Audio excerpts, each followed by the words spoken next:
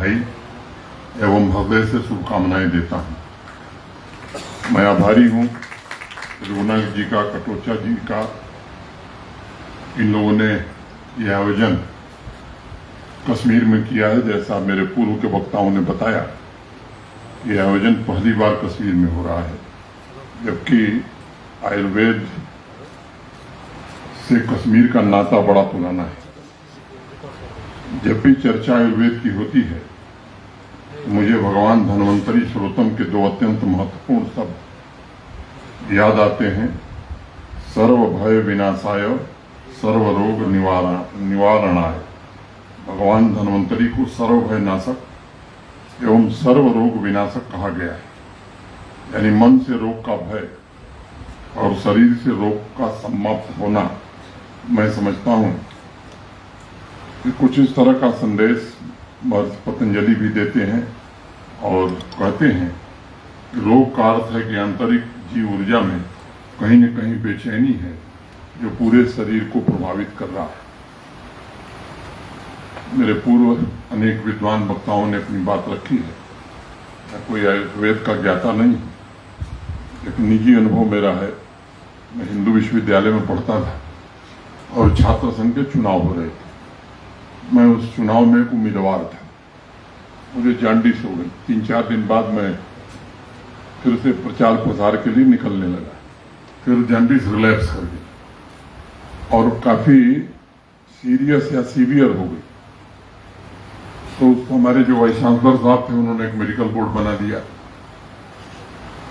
लोग देख रहे थे, दवा दे रहे थे। मेरे कोई परिचित थे, उन्होंने मुझसे कहा कि एक आयुर्वेद में प्रोफेसर हैं गोरखनाथ चतुर्वेदी, उनसे आप संपर्क करिए, आप जल्दी ठीक हो जाए।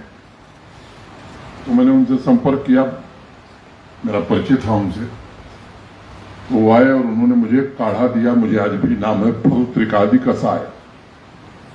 और 7 दिन में मैं ठीक भी हो गया, चुनाव भी जीत गया। और उसके बाद मैं जॉन्डिस का डॉक्टर बन गया अपने इलाके में।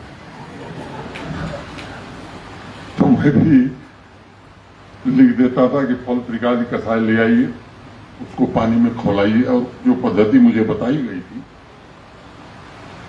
मैं मानता हूं कि इसी लय की साधना में भारतवर्ष की हजारों साल की चिकित्सा और स्वदेशी परंपरा का मूल मंत्र छिपा हुआ है। आयुष मंत्रालय तथा अखिल भारतीय आयुर्वेद महासम्मेलन ट्रस्ट का मैं विशेष रूप से आभारी हूं, जो पूरी शिद्दत के साथ देश को ही नहीं बल्कि समाज को निरोग एवं स्वस्थ बनाकर रखने के लिए आयुर्वेद चिकित्सा पद्धति के प्रचार प्रसार के लिए जी जान से जुटे हुए हैं। और देश का ये 17वां आयुर्वेद पर्व शारदा पीठ में आयोजित करने के लिए फिर से मैं आप सबका आभार व्यक्त करता हूं। अगर जम्मू कश्मीर को भी हम देखें तो सदियों से जम्मू कश्मीर पारंपरिक चिकित्सा पद्धति का एक बड़ा केंद्र रहा है।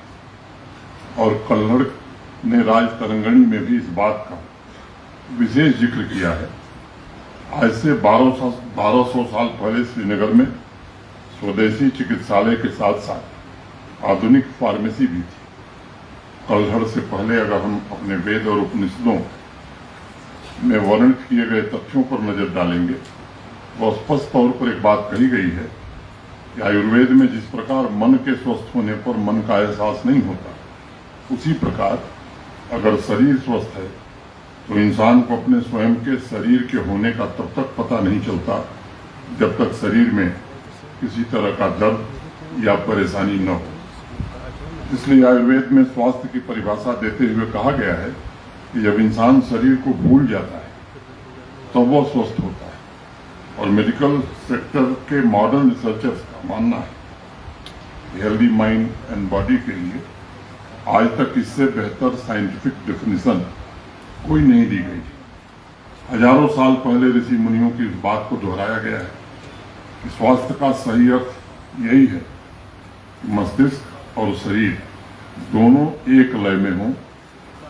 आप लोग इस बात से अवश्य वाकिफ होंगे कि ऋग्वेद में भी विश्व देवा श्रोतम आयुर्वेद की दृष्टि से अत्यंत महत्वपूर्ण है।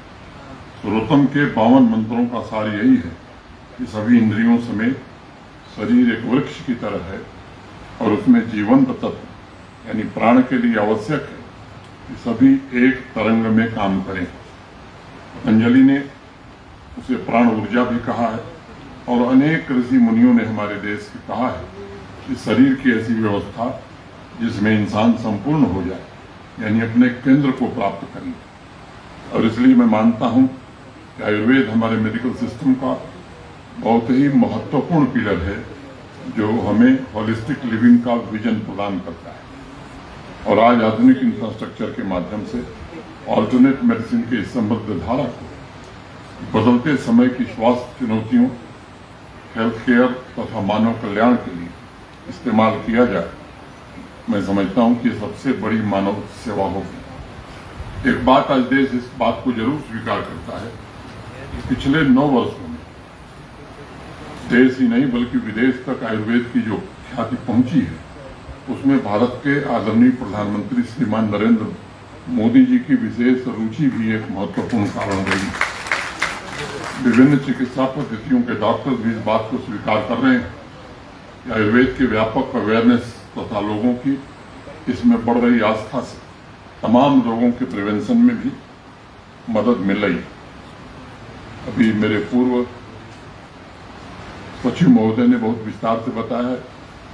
इस 3 दिवसीय आयुर्वेद पर्व के जरिए हमारी भी सबसे बड़ी जिम्मेदारी है कि जम्मू कश्मीर के आम लोगों के बीच आयुर्वेद की अधिक से अधिक स्वीकार्यता और उसे कैसे हम लोकप्रिय बना सकते हैं और लाइफ स्टाइल से जुड़ी बीमारियों के उपचार की मुख्य पद्धति के तौर पर इसे कैसे अपनाया जा सकता है। वैद्यराज कोटेचा और पद्म भूषण त्रिगुणा जी मुझसे बेहतर जानते हैं। पिछले कुछ वर्षों में देश विदेश के विभिन्न विशेषज्ञों और शोधकर्ताओं ने लाइफ स्टाइल से संबंधित स्वास्थ्य समस्याओं पर जितना भी रिसर्च किया है, उसमें एक बात स्पष्ट रूप से नजर आती है कि आयुर्वेद द्वारा लाखों करोड़ों की संख्या में लोगों की बीमारियों के निदान का जिक्र अब उसमें हो रहा है। अभी कुछ महीने पहले ही अमेरिका के अखबार न्यूयॉर्क टाइम्स में इस विषय पर एक विस्तृत खबर छपी थी कि क्या अश्वगंधा के इस्तेमाल से तनाव, स्ट्रेस संबंधी बीमारियों का निदान किया जा सकता है। और उस आर्टिकल में कई रिसर्चर्स ने इस बात की पुष्टि की है कि अश्वगंधा के सेवन से उन्हें स्ट्रेस से निजात मिली।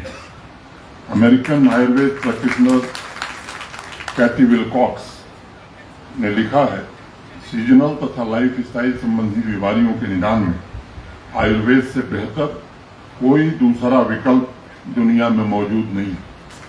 और मैं समझता हूं उनके इस विश्वास के पीछे वर्षों की तपस्या, रिसर्च के अलावा आयुर्वेदिक चिकित्सा पद्धति का प्राचीन दर्शन है, जो हमारी संस्कृति, हमारी दिनचर्या का एक अहम अंग रहा है। मैं इस बात का भी जिक्र करना जरूरी समझता हूं। 2019 के पश्चात आदरणीय प्रधानमंत्री जी के मार्गदर्शन में जम्मू कश्मीर यूटी में भी जन स्वास्थ्य के क्षेत्र में आयुर्वेद को उसका स्थान मिलने लगा और इसके अनेक प्रयास किए गए हैं। कोविड पैंडेमिक की दूसरी लहर से उबरने के पश्चात 2021